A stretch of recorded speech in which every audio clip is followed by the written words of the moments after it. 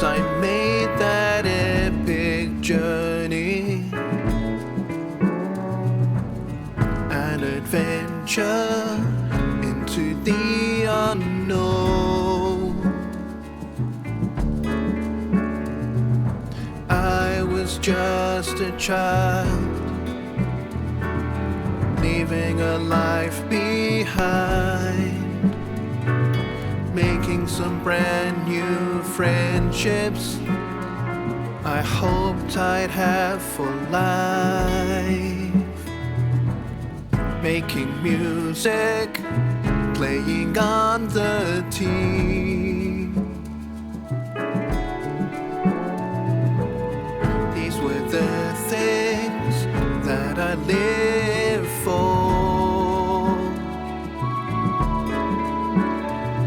I moved on to the city to find out who I am, making some brand new friendships that would speak into my life.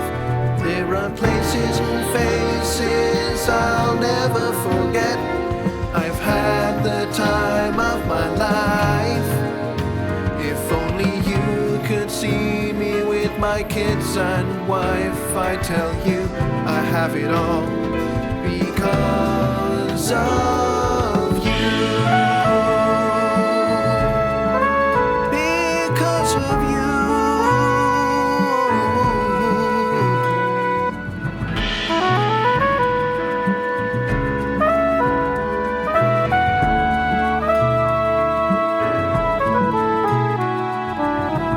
Another day, another epic journey, an adventure of trust and faith, watching my children growing, leaving their home behind, making some brand new friendships I hope they'll have for life. There are places and faces I'll never forget.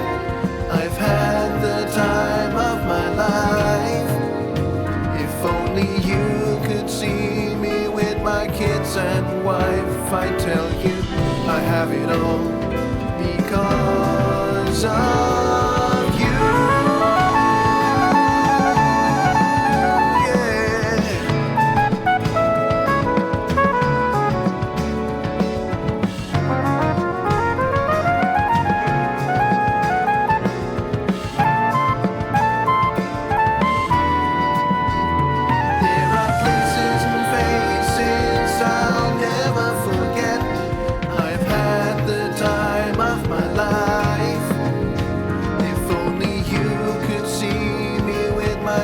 And wife, I tell you I have it all because of you. Because of you.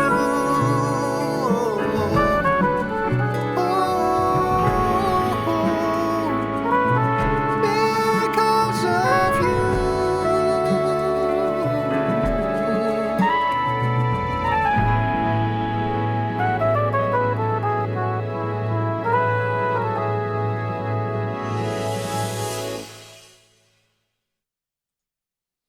Hello everybody. Oops, I'm starting the music again. I didn't mean to do that. Shut up, me.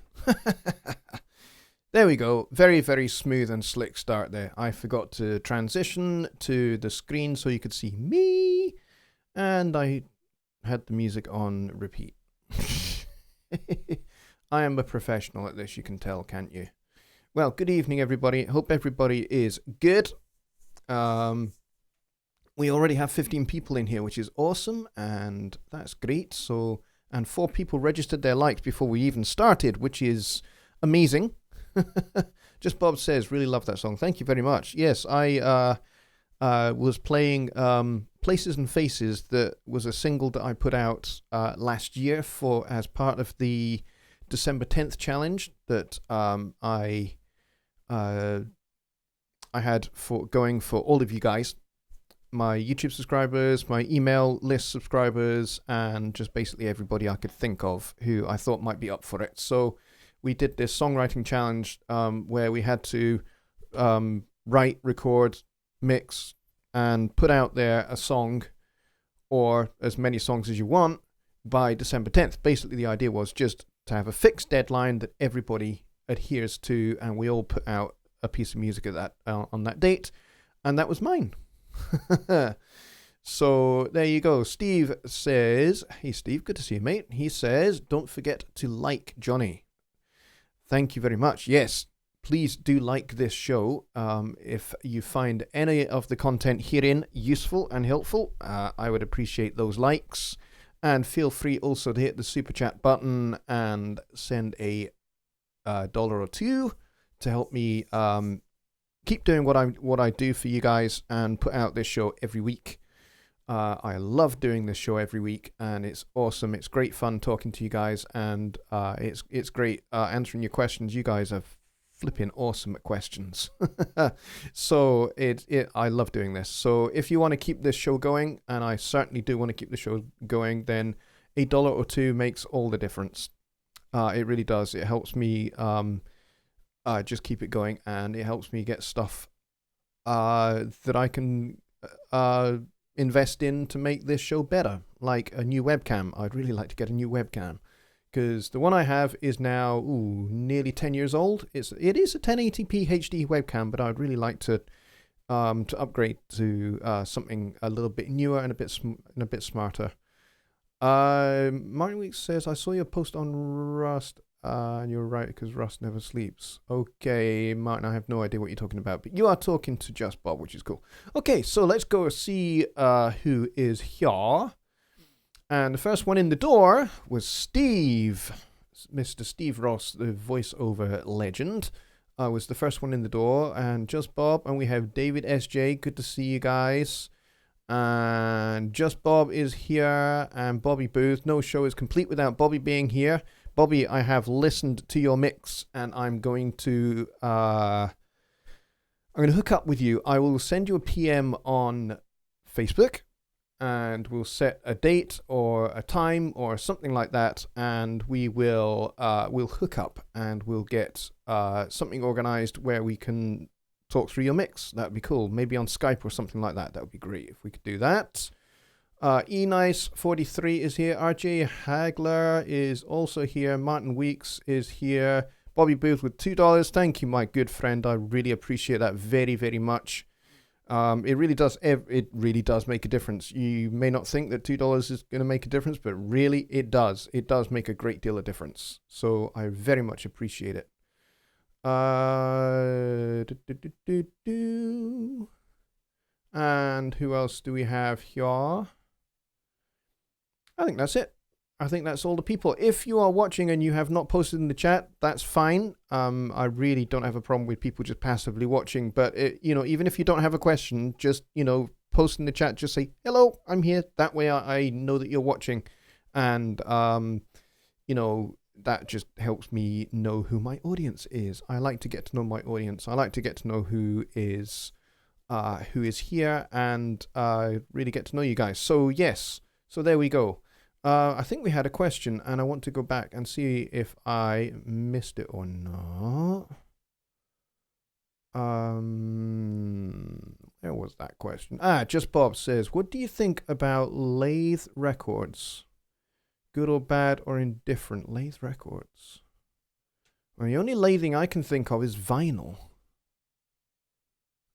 Just Bob with $10. Thank you so much, my good friend. I really appreciate that. You guys are awesome. What can I say?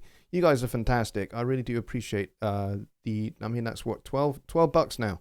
That's going to make a big difference. That's going to go some way to me being able to upgrade some of my gear. I have these very cheap lights that I got from IKEA, and I've got this cheap webcam, and it looks pretty good. It looks pretty good. I watch the shows back at the end of every show. I watch it back to see how it looks and see how it sounds, and it does look pretty good, and it does sound pretty good. So, I think especially since I moved to where I am now last summer, I think we've stepped up the game quite a bit stream-wise. But I'd like to step it up a little bit more and just improve the quality of what I do for you guys on YouTube. So yes, I really do appreciate it very, very much. Martin is talking to Just Bob, which is cool. I like it when you guys chat as well. Some new people have just walked in the door. Thomas Melkerson says, hello, I'm here. Good to see you, Thomas. Thank you very much for coming. And Toby Phillips says, hi. That's great as well. Bobby says, sorry, couldn't give much. Rough month. You know what, dude? It doesn't really, it's not about the how much. It's about, you are here every week, and you're at every night of Jonny's show. You have no idea how much we appreciate you. I mean, I'm absolutely certain I can speak for Jonny on this as well. We absolutely appreciate you very much, and the support you give both of us is amazeballs, frankly. So very, very highly valued, Bobby. So, as I said, every dollar. It's not, the $1 to $2, they're great. People who give more than that is just as valuable. It's not about the how much. It's about the motive of your heart. If it's in your heart, then do it. If it's not in your heart, then don't. It's fine. I have no problem with that at all. And speaking of which, Steve Ross, the voiceover legend, has just donated $5 and says, spend it all in one place, Jonny. By the way, I think your existing webcam actually looks pretty good, considering that you think it needs upgrading. Well, thank you very much. Yeah, it's more the fact that it's elderly. It was one of the first 1080p webcams that started being sold here in the UK. We were, I have to admit, maybe a teeny bit slow on the uptake for 1080p. But we got there, and particularly in Scotland, they were hard to come by. But we have them now, and we have, this is, it's about 10 years old. David's also donated $5. Thank you very much, man. I appreciate it. You guys are great. And he says, what webcam do you have now? I have, what is it? I'm looking right at it now because there's a logo on the front of it. Sorry, I'm not staring at you guys. I'm just trying to figure out what it says. It's an HP. It's an HP, but I can't read the model number. Because as usual, they made the model number too tiny print. But I'll check exactly what HP webcam it is. But yeah, it was one of the first 1080p ones that we could get in the UK. Dear Creek Audio has just walked in the door, and he says, Elgato Camlink works great for a video capture card on any camera with a clean HDMI output. $125 is as good as much more expensive if you don't need a short field of focus. Use a camcorder. Okay, that's cool. I'll take that very much into consideration. Steve Ross says, hi Martin, haven't had a chance to... Okay, great. Okay, that's cool. Steve says, you looking at me? Yes, I'm looking at you. And that's the best kind of Midwest American accent you'll ever get out of me. So I apologize to all of my American friends. I do a vaguely transatlantic accent, and that's as good as you get with me. Deer Creek says, Logitechs are okay if you fiddle with the parameters and keep the picture smaller. I used to have a Logitech. It was only a 720p webcam. But yeah, I had one of those, and you're absolutely right. If you had to really fiddle about with the settings before you got something that was usable. But as I say, I've had this particular webcam now for nearly 10 years, so getting old. Okay, we are, how long are we into the show? I can't see. We're about 4 or 5 minutes in. Excuse me. I have a little bit of wind. Okay. So tonight's subject is de-essers and de-essing and the various and many uses thereof. Some obvious, some not so obvious. For some of you folks, what we're going to look through tonight is going to be, yeah, I already know that. And if that's the case, that's fine. Feel free to kind of contribute in the chat and help out. Vatcher from Recording Studio 9 is here. He says, looking good, JL. Thank you very much, mate. It must be your lunchtime or something like that for you. So I hope you're enjoying your lunch, mate. And I saw your Pro Tools first video when I got back from church at lunchtime. I totally agree. I think if you read my comment on your video, Vatcher, you'll see exactly what I mean. Mika says, hello, Jonny Lipsham Studios had an exhausting weekend wiring DB25 horns. Oh, sorry, not horns, looms for my 500 racks. Oh, awesome. How are you feeling, mate? I hope you're feeling better. Hope you're feeling good. So yeah, so we're going to look at a few different ways in which I use de-essers. I don't just use them for de-essing, I use them for dealing with all sorts of, oh, it's breakfast, of course it is. Not lunchtime, breakfast. So, yeah, cornflakes or whatever time for you.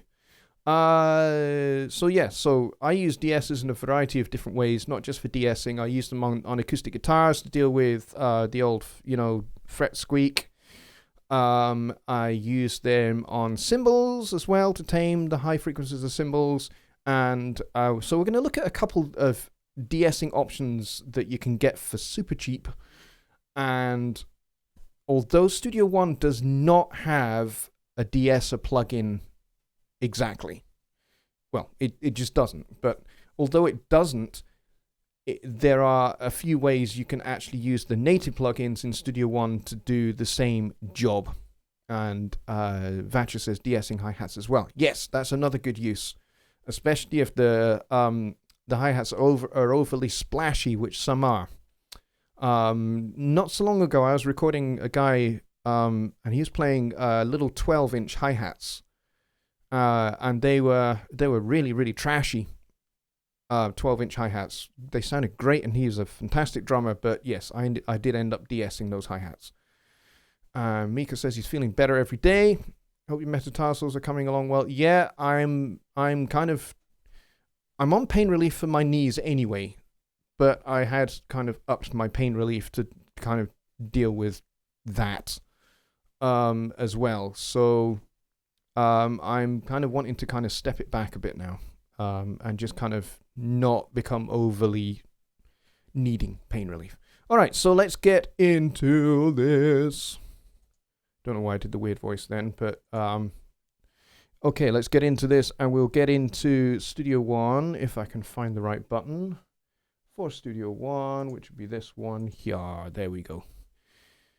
All right, so you are looking at the, or at least you should be looking at the Studio One session for the Paper Deity mix that we have been doing in the most recent video series that we did. And yes, we used some de-essing on some cymbals. Because the cymbals in this particular song are pretty darn harsh. So the de-esser worked really well at taming those down. So the first thing I'm going to show you is I'm going to show you the super cheap de-esser that I have got, that I use. I use it on voiceovers as well. One of the things I do is my church, all the preachers get sent to me, and I EQ and compress and limit the sermons and clean up some of the audio and take out lip smacks and all of that, and then send them back, and they get uploaded to the church's website. That's one of the things I do. And so I use a de-esser in the signal chain. It just sits there in the signal chain, and if I need it, I use it. Some of the preaching staff have a very sibilant voice, and some of them don't. I think we have about a dozen preachers on our preaching staff. Yeah, must be about that. And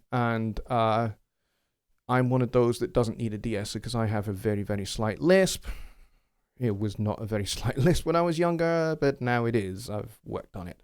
So, okay, so I'm going to show you the one that I use, and it comes from Plugin Alliance. It's the SPL de-esser. and it's so simple to use. It's just amazing how easy it is to use. You have a male and a female setting and an automatic threshold, which is great, and you can use it in mid-side mode as well if you want. If you want to just tame the highs, those ultra high frequencies around the 6-7K area of your entire stereo mix, you can do it in mid-side mode, which is very cool. I've not done that yet, but I've not really felt the necessity for it, but I'm sure if I had a song that needed it, I would do it. So you got a male and female setting here, and this basically selects the bandwidth which the de-esser is going to compress. Because essentially a de-esser, a de-esser, all it is a compressor. But it's a very specific compressor. It doesn't just kind of like compress everything, the whole signal. It compresses a very specific part of your signal. Namely, those nasty little 5 to 7K sibilant areas. But it won't deal with anything else. It will just deal with that area. So that's essentially all a de-esser is. Now, as I said, there's lots of applications for this. I'm currently using this one here on the overheads to tame the cymbals, but, I'm also using it on the vocal as well.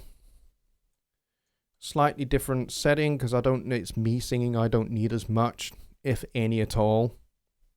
This one's just like literally only doing like the 2 dB light comes on every once in a while, whereas the cymbal one, it's a little bit heavier. Okay, so how would you go about setting something up like this in Studio One if you don't have a third-party de-esser? Obviously, there's the Waves de-esser, which I highly recommend as well. It has been on offer recently. I don't know whether it still is, but if you go to places like audiodeluxe.com and various other third-party vendors of Waves plugins, you could probably pick it up for cheap, because they regularly do deals and offers over there. So that's worth going and having a wee look at. So I do recommend the Waves one, and I very, very highly recommend this one, the SPL one that we looked at. I also I don't use the Slate Everything bundle anymore. I have removed it from my system because the dongle was not playing nice at all. It got corrupted, and then just trying to reinstall everything was a pain in the butt. Slate did an update to all of their Everything bundle, which basically meant you don't need to use the bundle anymore. But it bricked my bundle. It bricked my dongle in the process of doing that update. So the dongle got bricked, all the plugins got corrupted, and going back and forth between me and Slate Digital for 3 months, which is what it was not that great, should we say. I was not particularly terribly impressed. Even though I was actually emailing directly with Stephen Slate himself for a little while. It was just not much fun. And so I have not reinstalled my Slate Everything bundle. But that does come with a great de-esser. I think it's called the Eosis de-esser. And that is fantastic. If you are a Slate Digital Everything bundle subscriber, and it is only $14 a month, very, very good value. You get a whole bunch of extremely high quality plugins for that $14 a month. Seriously. That does include that de-esser, and that de-esser is awesome. It really is absolutely epic, that de-esser. So if you don't have the money for any of those, you don't have the money for the SPL one, you don't have the money for the Waves one, you don't have the money to put out for Slate Everything bundle, what you're going to do? Well, you can use the native compressor.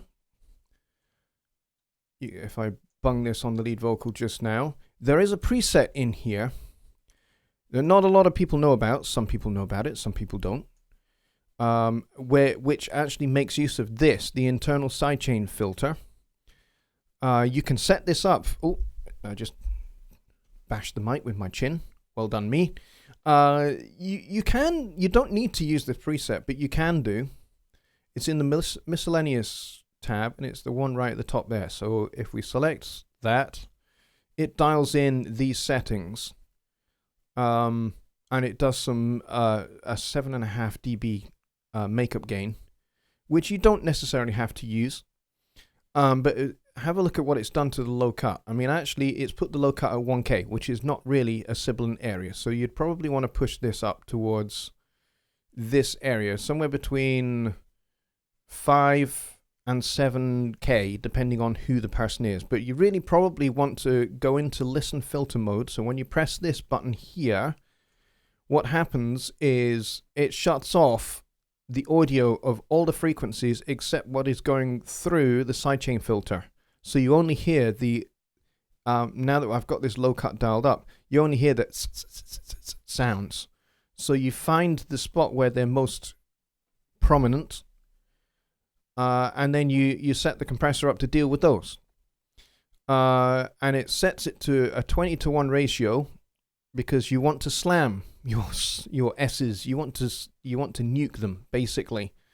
And then it's gone for this kind of like medium slow attack and medium slow release, which actually makes it sound fairly natural. But you may find that you want to play with the threshold and dial it back a reasonable amount, so you get a reasonable amount of gain reduction. The thing to avoid here is be listening to, once you've found your sibilant range, come out of listen filter mode. So now you're hearing the fullest extent of the vocal. The thing to watch out for is that you're not over compressing the S's to the point where whomever is speaking now suddenly starts talking with an incredible lisp. You don't want that. When that's happening, you know you've overcooked it. So you need to back off on the threshold, and reduce some of that gain reduction, and have a little play with the attack and release until you get the S's tamed, so they're not poking through. They're kind of tucked back in with the rest of your signal, which is what you want. You want the S's to be heard, but you don't want them to be screaming loud. You don't want them poking through annoyingly. So yes, you can do it here with the native compressor. That is one way you can do it. There is another way, and that is with the multiband dynamics plugin. Now this is a plugin I don't use too terribly much, but again, I believe there is a preset. I have to go find it. Let's see.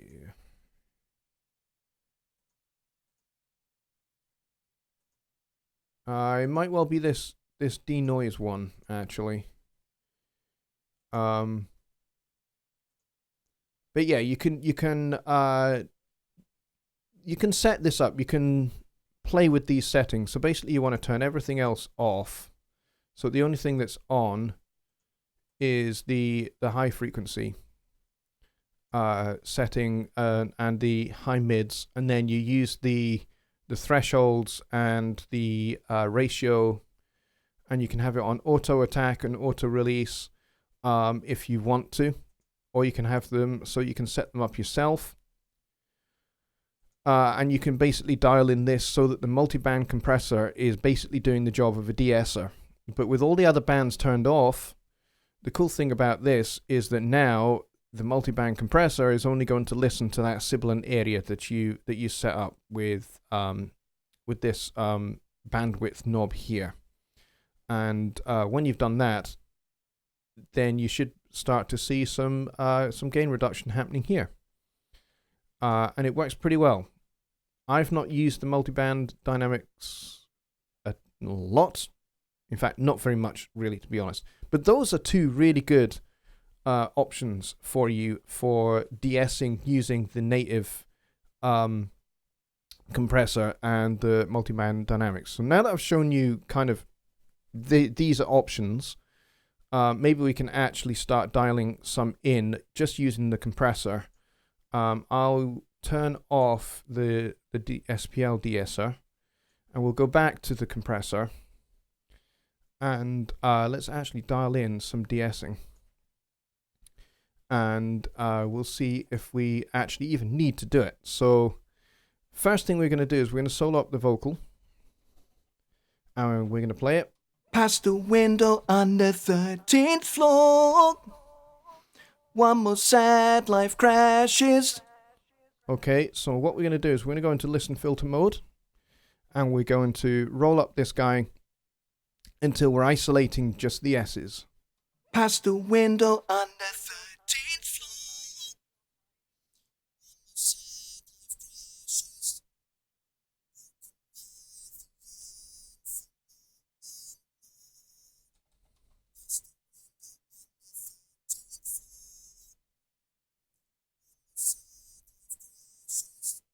All right, so we'll hang around this kind of area, 5.5. And what we're going to do is we're going to leave the attack and release for now, and we'll set that ratio up to 20:1, and we'll pull this guy back, and we'll see if we can get some S's destroyed.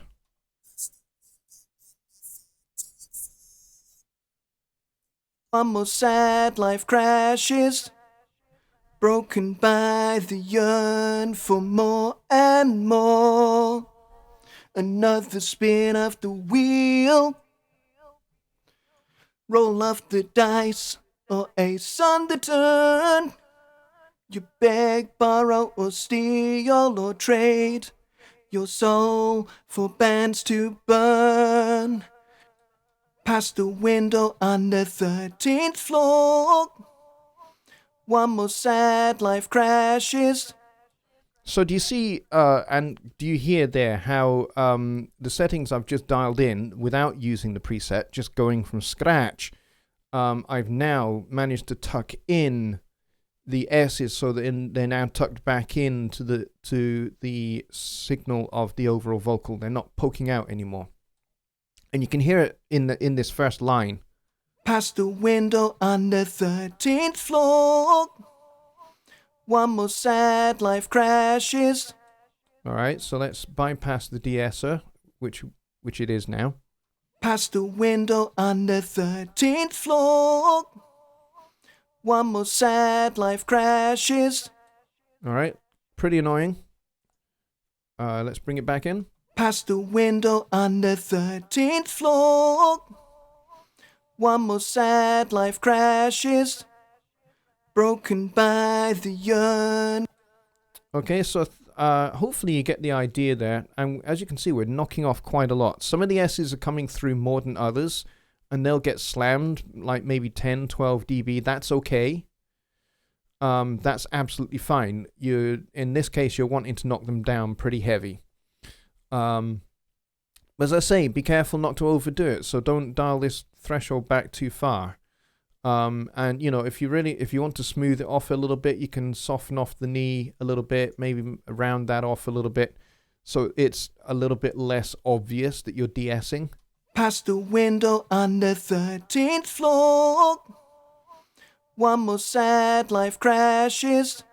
See how that's a little bit the de-esser is a little bit softer now. It's still doing the same amount of de-essing, but it's less obvious. It's a little bit more transparent. So that's how you'd set this up, just using the compressor, and that's for free. It's there natively in Studio One. So there you go, folks. I hope that was helpful, and we'll go back over to the lounge now, and I will check out what's going on in the chat. Let's scroll back up and see.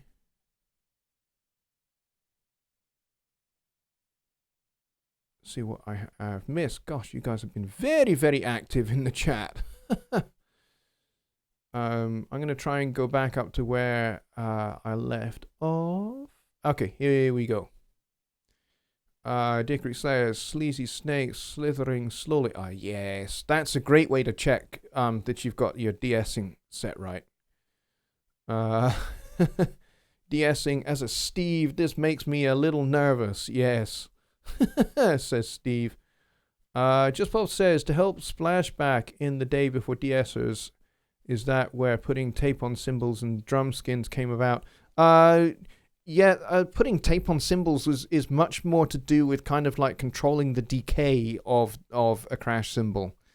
So back in the 80s and maybe even the late 70s into the early 80s, the tradition was that you didn't want a cymbal to, continue to reverberate for a long amount of time. So you'd put a few bits of tape on the cymbal. And so when the cymbal gets hit, because there's tape on there, it automatically creates resistance. And so the cymbal doesn't reverberate for quite so long. So, in the early 80s, it was pretty common for the cymbals to be very, very short. Good grief! Somebody has donated me $100. I'm knocked sideways. That's Bob Studios. Oh! Thank you so very, very much. Wow! I only just spied that. Good grief, you guys! I'm absolutely staggered. I am going to go back and look at who's donated in just a minute, because I've obviously been donating whilst I've been talking to you, and I've not been looking at the chat. So thank you so very much. Really appreciate it, guys. You guys are amazing. I've more than bought a webcam now. Thank you so much, guys. David says, change your name to Teve, then you won't have to worry about it anymore. Yeah, you guys are hilarious. In the old days, they used ribbon mics. Yes, absolutely. Let's see. Mid-side might be good for widely separated OH symbols, maybe. Yeah, that's a possibility. Steve says, use a de-esser too much and you might find yourself sliding down a slippery slope. Mika says, couldn't one use multiband compression for de-essing? Or sidechain compression with proper EQing of the sidechain signal? Yeah, you could certainly sidechain an EQ to deal with the S's. Yeah, for sure. And I think we kind of did. We used the internal sidechain. Let's see. Duct tape on cymbals works good too. Yeah. Steve is in gag mode today. Thatcher says you can also use the standard compressor in Studio One with the internal sidechain. Yes, absolutely, and we just kind of demoed that. David says the Waves de-esser is $29 and hasn't changed in months. Yeah, I did wonder about that, because I know that they have had some that were $29 and then they bumped them up to $49. So I did wonder whether that might be one of them that was going to go back up, but clearly not. So it's still a steal. And actually, if you go to Audio Deluxe, that $29 might even become $24. I know that when I got some Waves plugins a while back, I think I got the SSLG channel from Waves, and it was $29 that was when it was on sale for $29. And I didn't go direct to Waves. I went to Audio Deluxe, and when I got it from Audio Deluxe, they knocked off another $5 and made it $24. And I was just like, that's great, because in pounds that is so cheap. I couldn't quite believe it. Steve says, just bought RX-7, as some of you know, and at $300 on sale, it was a significant chunk of change. However, another voiceover guy, Don Barnes, spoke very highly of it for all its tools. Yeah, RX-7 has got a whole bunch of audio repair tools and all of that stuff, as well as being able to deal with S's and all sorts. It is pretty impressive. Let's see. Steve says, so far I've been very pleased with the results, but I have a lot to learn to make the best use of it. Yeah, you may find that there are some tools in the RX-7 that you just never use, because, some of it is to do with post-production repair of very dirty audio, for example. I hate it when that happens. Yeah, thank you. Okay, Martin with a question. Why would you have a slow attack and release? S&Ts are so short, I would think one would want the release to be fast, at least for vocals. Yeah, you know what? The preset does have the kind of medium slow attack and release. You can just set it as fast as pos on both if you want. you need to use your ears. You need to kind of listen to what it's doing to the S's. If the attack is too aggressive on the S's, it can sound unnatural. So it's you need to play with a combination of the threshold, the knee, and the attack probably to make sure you get the right kind of de-essing and the most natural sound possible. So I would recommend that you play with kind of those. I don't think there really is a correct setting for your attack and release with de-essing. And to be honest, I think in compression in general, I don't think there is a correct setting for attack and release. I think there's whatever works for the particular audio source and in the context in which it's being used.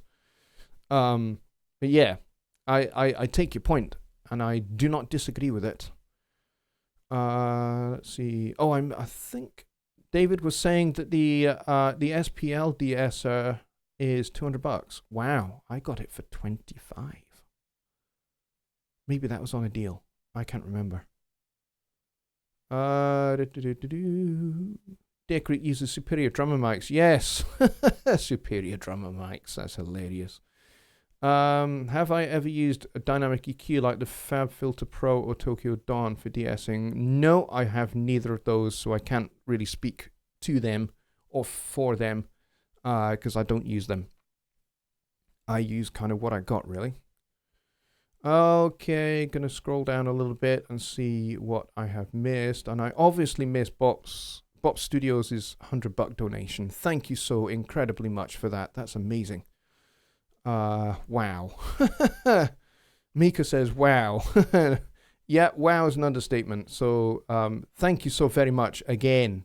I'm blown away by that. Thank you. And Deer Creek says, whatever works is always the correct answer. Yes. Mika says, so glad to see JG and JL rewarded from time to time. Thank you for supporting the shows we all enjoy. Yeah, Mika, you absolutely took the words, stole them right out my mouth. And I know that I can speak for Jonny on this, that both he and I really value the support and the encouragement and the contributions and the attendances that you guys bring to the table on each of our shows, on Jonny's nightly show and my weekly show. We really value you guys. You guys are priceless. When I first started mixing in the late 1980s, I had no idea I would be talking to people halfway around the world and more in the case of Vatra. I mean, he literally is at the opposite side of the world from Scotland. So, I never thought that I'd be talking from my studio in Edinburgh to somebody who is sitting either at home or in his studio in Australia. It's just totally amazing that I have so many people from all around the world, from different parts of Europe, from different parts of the United States and Canada, and I think we've had people from Israel here as well at different points. And we have Vatra representing Australia as well, which is awesome. I never thought I'd be doing this, and so the fact that I'm here doing it is amazing, and the fact that I have you guys who donate generously. It's amazing. So thank you. So there we go. So I hope that very, very short thing on de-essing and different ways you can use a de-esser was helpful. Cymbals is a good one. Using them on cymbals to take out some of the harshness is a good one. Using it to deal with the fret squeaks and that kind of thing, particularly on acoustic guitars. Not everybody who plays acoustic guitar does the old fret squeak thing. My dad, I have two dads. I'm very, very lucky. And they are both musical geniuses. So I'm even more lucky that I have two dads that are phenomenal musicians. One of my dads, he is a woodwind specialist. He plays about 40 instruments absurdly well. And then my other dad is a stringed instrument specialist. He plays guitars and mandolins and banjos and violin and all of that fun stuff. But he's particularly an acoustic guitar specialist. So, the things that he gets hired for is to play lots of acoustic guitar on all sorts of different musics. I've never heard him squeak, ever, on his guitar, on any of his acoustic guitars. He just doesn't have that. So, I don't need to use a de-esser on any of the guitar tracks I've recorded of him. But, there are some guitar players where that it's just a byproduct of playing the instrument that it just makes that sound, and you have to kind of tame it, otherwise it'll poke through your mix. So, all right, we've got about 15 minutes left, so I'm going to turn the floor over to you guys, and you can chuck in your questions on anything now to do with any phase of music production, from songwriting. If you've got questions on songwriting, let's have those. Questions on arranging, let's have those.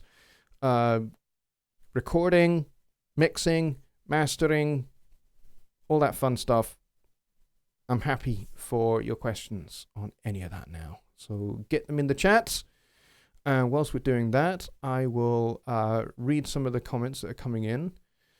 Steve says, it's a pleasure learning from you guys in groups where there is so much great give and take. I'm spoiled by living near JG and being a decades-long friend. Yeah. He's very blessed to have you around, Steve. And I think the feeling is mutual.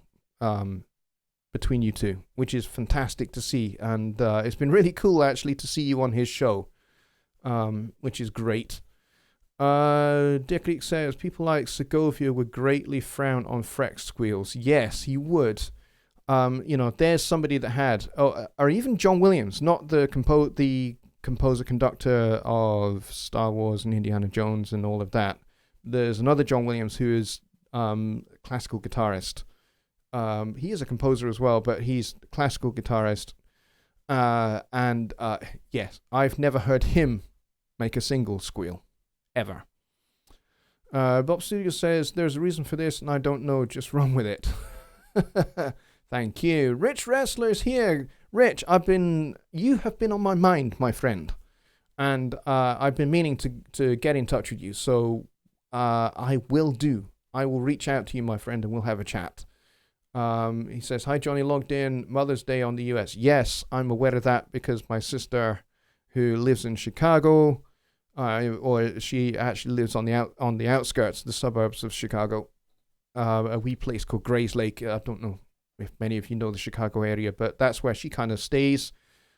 She's been there for nearly 25 years and does not remotely sound Scottish or British or anything else anymore.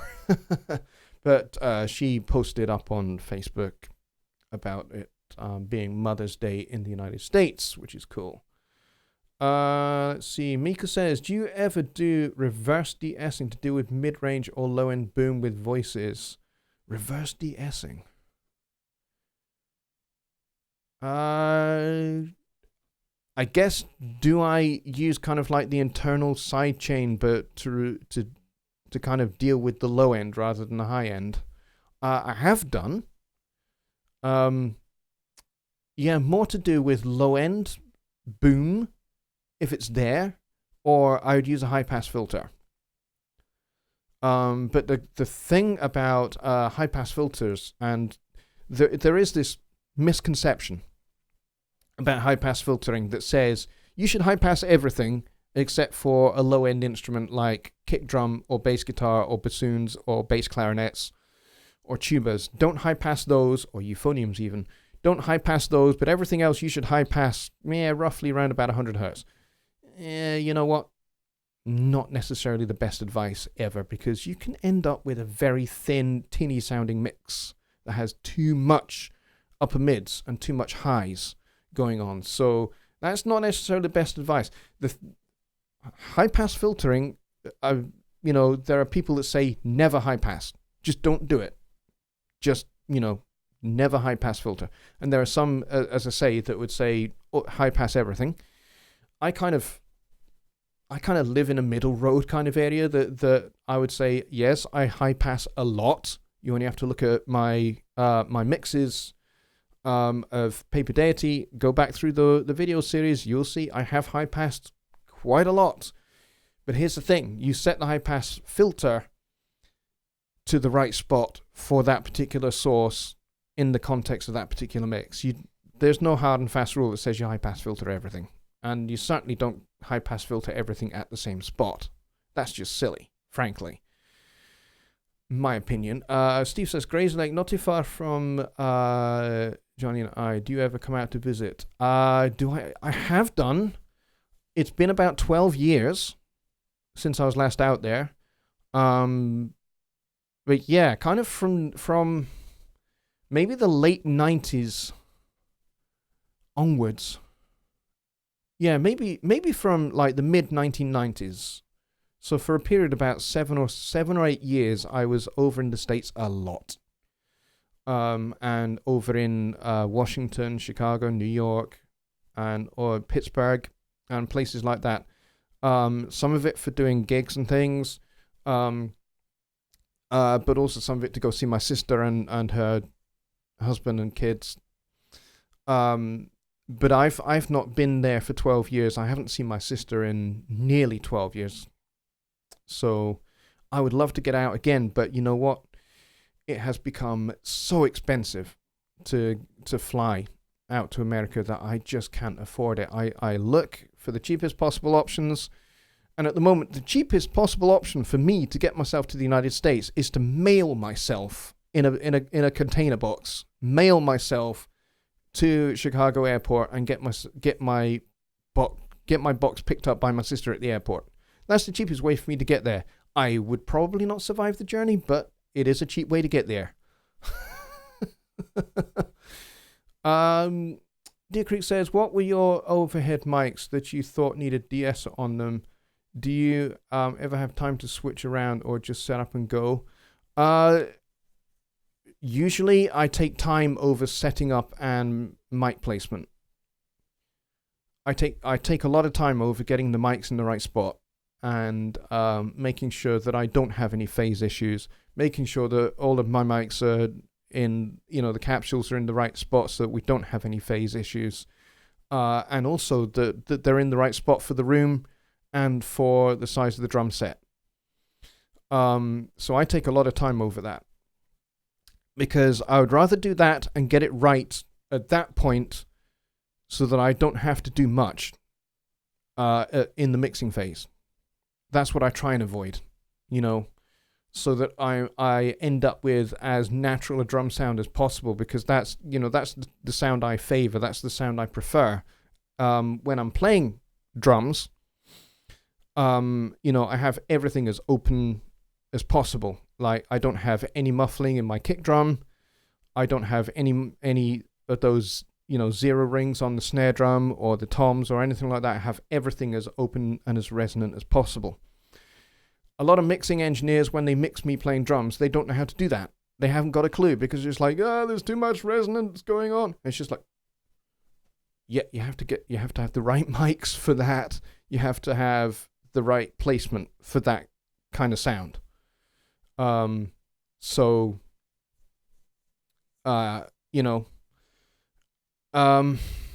only use a de-esser on overheads if it needs it.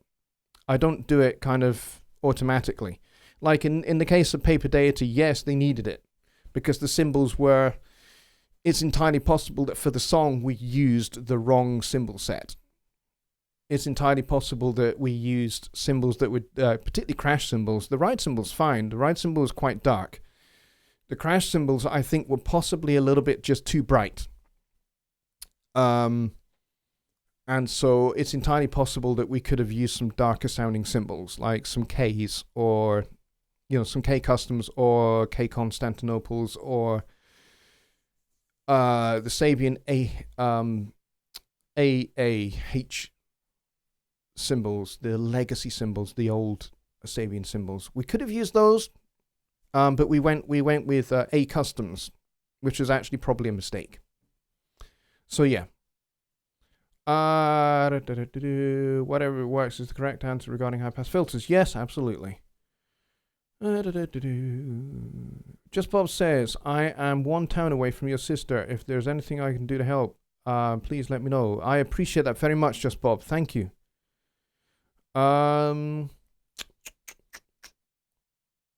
You've just deleted your message after I've read that.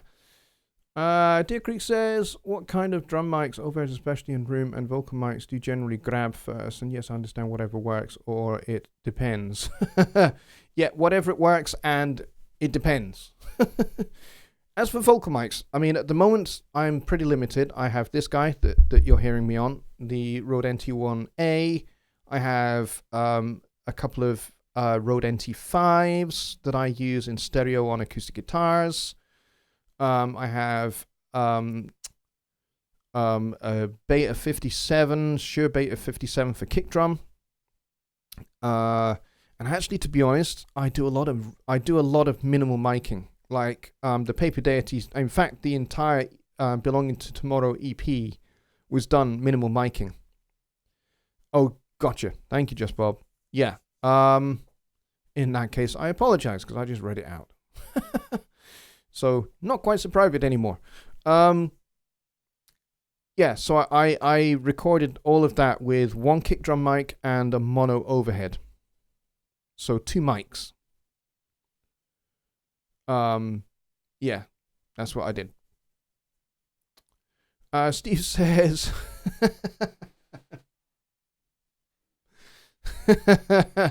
That's really good. Get yourself shipped, cash on delivery, that'll cut your costs even more. Yes, have a coffin on standby if I do that, because, you know, it's going to be cold in it's going to be cold in the hold. Cold in hold. But hey, you know what? It's going to be an 8-hour flight. I'm going to have nice and peace and quiet. I could probably take my sax or my trumpet, and I could probably just do a whole load of practice, and nobody would hear me. I could probably practice for 8 hours solid, and nobody would hear me. Because it's going to be that noisy. Nobody would hear anything that I do in the hold, I'm pretty sure. Dooley still is here, and he says, happy holiday to the baddest road's mother in Scotland. Thank you very much, my friend, and just for you, you're going to get one of these.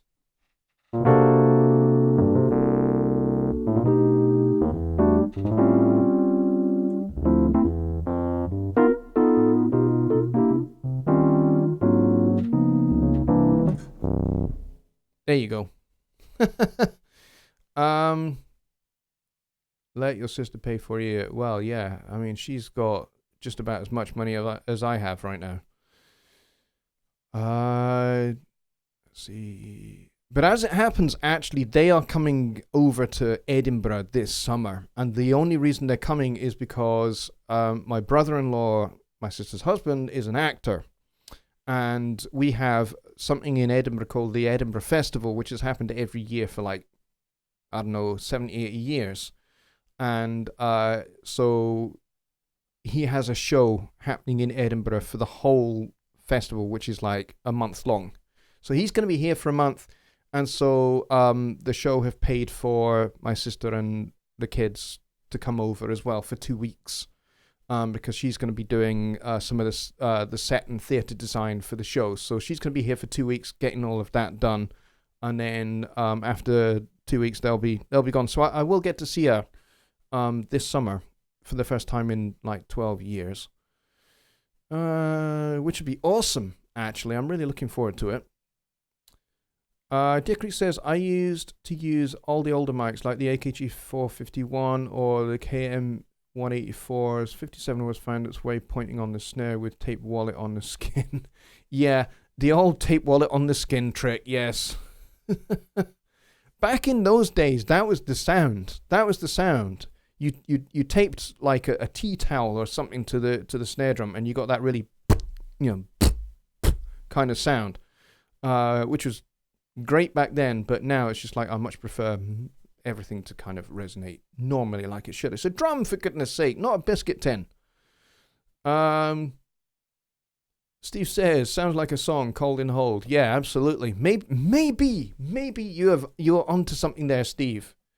Because I am working on a set of new songs for a new EP. And maybe you're onto something there. Maybe I should write a hilarious story about a guy who mails himself to America. That would be quite cool. And maybe we could call it Cold and Hold.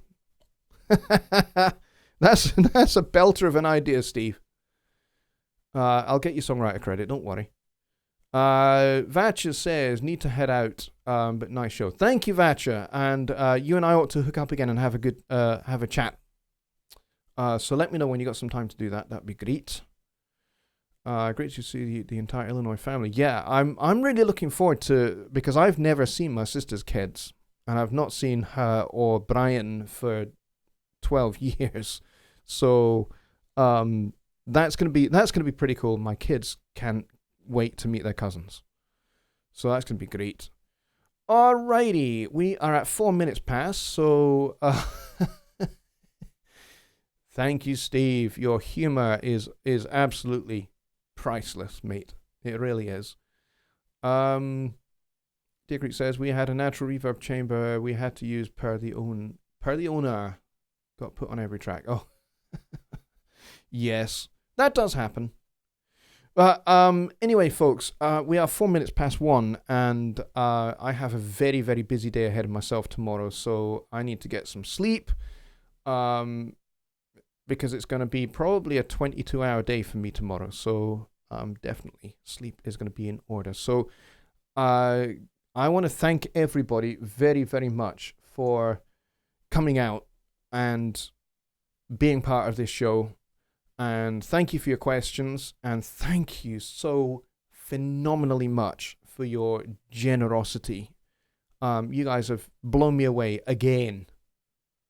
It's like, it's only a few weeks back you blew me away, and you made me speechless. You remember? You all made me speechless. Well, you kind of done that again. So if you like me being speechless, and if you like me being blown away, if that's hilarious for you, then please do keep it going. I do enjoy it too. Steve says, have a great night, pal. Yes, I'm gonna go and bed down, and my wife is already sound asleep, because before the show started I went in to go and see, and she's absolutely snoring her wee head off. So I will we've got a DVD player in our bedroom, so I may well stick on a sneaky episode of Band of Brothers. I've been watching that again, actually, just recently.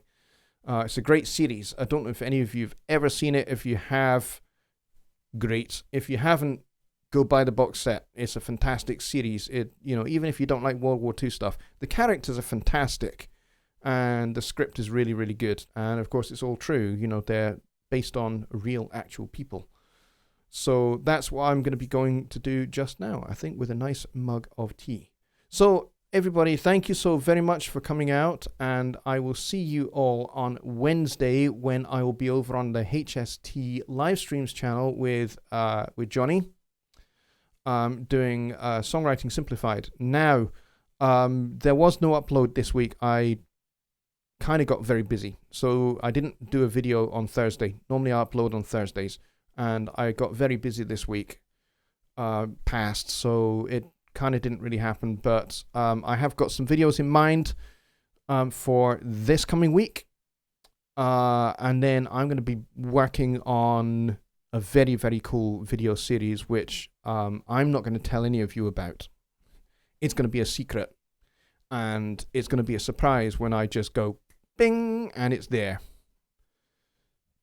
So I'm going to be working on that series over the course of the next couple of weeks or so, and then it'll go live, and I will do a live stream announcing all of it and everything, and you can go check it out when it goes live. So if you are subscribed to the channel, good for you. If not, hit the subscribe button and hit the notification bell. That way you know when that series is coming, okay? And you know when the next live stream show is, which will be next Sunday. So on those points, thanks a lot, folks. Oh, and one last thing. If you have an idea for a show, like tonight's show, we did de-essing. If you've got a particular subject you would like me to cover for next week, or the week after, or whenever, please do email me at johnny@johnnylipshamstudios.co.uk, and I'm going to compile a list of subjects. So if you've got a subject idea, email it to me, and I'll compile a list, and then we'll just go down the list in successive weeks, so that every Sunday we've always got something that we can talk about every week. So on that note, folks, good night, and God bless you all. Thank you so much. Bye.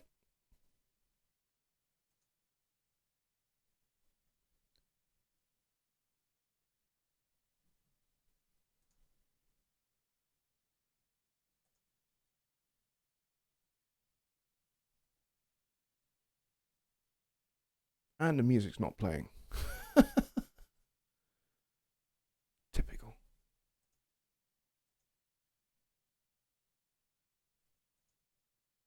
Here we go.